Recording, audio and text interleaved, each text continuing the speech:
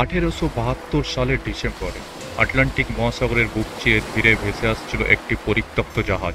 নাম তার Mary Celeste. জাহাজে ছিল না কোনো মানুষ, অথচ সবকিছু ছিল অক্ষত।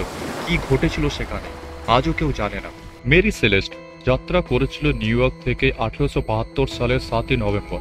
গন্তব্য ছিল ইতালির জেনোয়া শহরে। জাহাজে ছিলেন ক্যাপ্টেন বেঞ্জামিন ফিক্স, তাঁর স্ত্রী, ছোট মেয়ে এবং 7 জন দক্ষ নাবিক। জাহাজ ভর্তি ছিল শিল্পে ব্যবহৃত অ্যালকোহলে। 1 ডিসেম্বর দেই গ্রাটিয়া নামক আরেকটি জাহাজ হঠাৎ দেখতে পেল মেরি সেলেস্টকে। বৃষ্টি ভেজা, পতাকা ঝুলে আছে, কিন্তু কোনো সাড়া নেই। তারা জাহাজে উঠে দেখে কেউ নেই। খাবার, পানি, কাপড় চোপড় সব অক্ষত, শুধু লাইফ বোটটি ছিল না। তাহলে সবাই গেল কোথায়? কিছু গবেষক মনে করেন মিথানল বাষ্পের কারণে বিস্ফোরণের ভয় পেয়ে সবাই জাহাজ ছেড়ে গিয়েছিল। কেউ বলেন পাইরেট আক্রমণ হয়েছিল, আবার কেউ বিশ্বাস করেন এটি ছিল কোনো অতিপ্রাকৃত ঘটনা, ভূত, এলিয়েন বা সমুদ্র দানবের কাজ। তদন্তে উঠে আসে কিছু ক্লু, কিন্তু কোনো নির্দিষ্ট উত্তর নেই।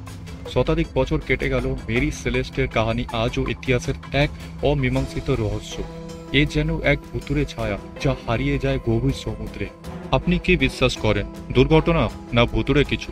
আপনার মতামত কমেন্টে জানান। আর এমন আরও রহস্যময় কিছু গল্প পেতে আমাদের চ্যানেলটিকে সাবস্ক্রাইব করতে একদমই ভুলবেন না।